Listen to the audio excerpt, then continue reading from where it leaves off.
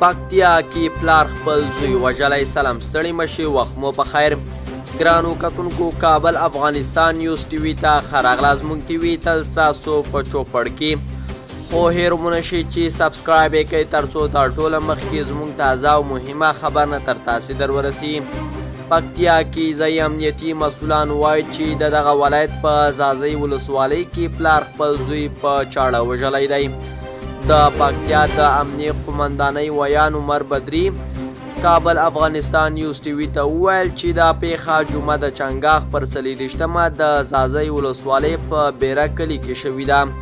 نوموړي ویلي چې پیښه تر لفظي شخړې او کورنۍ تاوتریخوالي وروسته شوې ده. بدري زیاته کړې چې له پیښې وروسته قاتل له سیمې تښتېدلی او طالب ځواکونو یې د نیولو هڅه کوي. د یادونو وړ ده چې له دې وړاندې هم په ځینو ولایتونو کې د کورنۍ تاوتریخوالي له کبله وګړي ټپیان یا وژل شوي دي. مننه کوم چې تر دې دمه راسره ملتیا وکړه. زموږ د نن ورځې مهم خبر هم دومره و. د نورو خبر نه پاره هم په لوی خدای سپارم. ښې چارې، ښه وخت.